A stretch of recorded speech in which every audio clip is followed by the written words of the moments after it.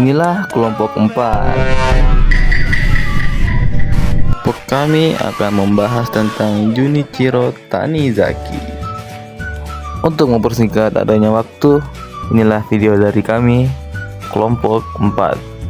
Oke, bayangin deh, ada seorang bangsawan kecil dari Tokyo namanya Junichiro Tanizaki. Dia tuh lahir tanggal 24 Juli 1886 di dalam keluarga yang terbilang berkecukupan. Keluarganya tuh punya percetakan, hidup di area mewah Nihonbashi. Pokoknya doi itu calon bos konglomerat. Taunya malah jadi penulis. Nah, hidup Tanizaki ini kayak roller coaster. Pas gede, usaha papanya yang sempat jaya itu anjlok. Gak nyangka kan? Dari calon bos, akhirnya dia harus numpang tinggal di rumah orang dan jadi guru les. Bayangin aja, ngajarin anak orang padahal dirinya aja dikeluarin dari Universitas Imperial Tokyo karena nggak ada biaya. Plot twist yang cukup tragis ya. Junichiro Tanizaki memiliki ayah bernama Kuragoro Tanizaki.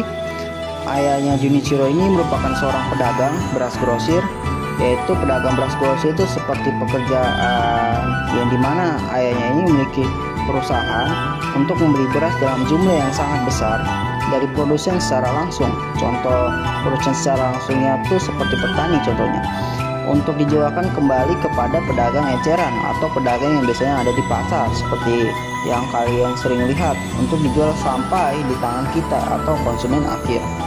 Serta Junichiro ini memiliki ibu bernama Seki Tanizaki.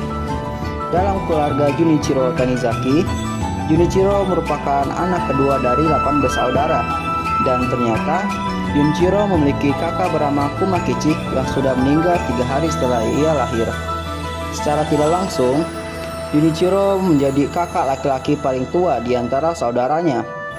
Junichiro memiliki 3 adik laki-laki bernama Tokuzo, Seiji, dan Suhei, dan memiliki 3 adik perempuan bernama Sono, Ise, dan Sue. Pada tahun 1915, Junichiro yang berumur 29 tahun menikah dengan Chiyoko Ishikawa yang berumur 20 tahun. Dan mereka memiliki anak perempuan bernama Ayuko yang lahir pada tahun 1916. Selanjutnya, pendidikan Junichiro Tanizaki. Junichiro Tanizaki menempuh pendidikan sekolah dasar dan menengah di Tokyo. Sejak kecil, ia sudah memiliki minat dan bakat dalam sastra seni klasik Jepang. Dan setelah lulus sekolah menengah, ia melanjutkan studinya di Tokyo Imperial University pada jurusan sastra Jepang pada tahun 1908.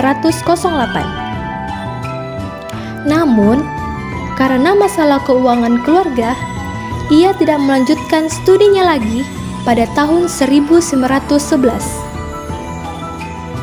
Nah, meskipun ia tidak melanjutkan studinya lagi atau universitasnya, Tanizaki terus belajar secara mandiri dan aktif menulis di majalah sastra dan menjadi awal karirnya sebagai penulis terkenal.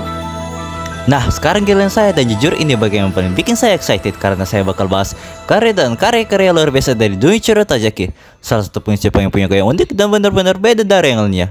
Junichiro Tanizaki lahir di Tokyo pada tahun 1886 dan sejak muda dia sudah punya ketertarikan besar pada dunia sastra. Dia sempat berkuliah di Universitas Tokyo, tapi karena kondisi keluarga, Tanizaki akhirnya memutuskan untuk fokus total menjadi penulis profesional, dan keputusan itu benar-benar mengubah sastra Jepang. Yang bikin menarik adalah perjalanan karirnya. Pada awalnya ia banyak menulis dengan gaya modernisme barat, penuh tema tentang keindahan, asar, dan sisi-sisi gelap manusia.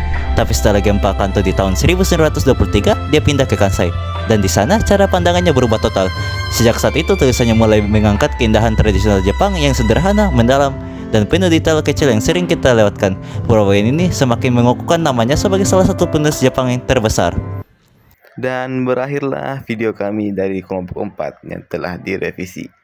Mungkin durasinya tambah pendek karena ada yang kami potong sedikit.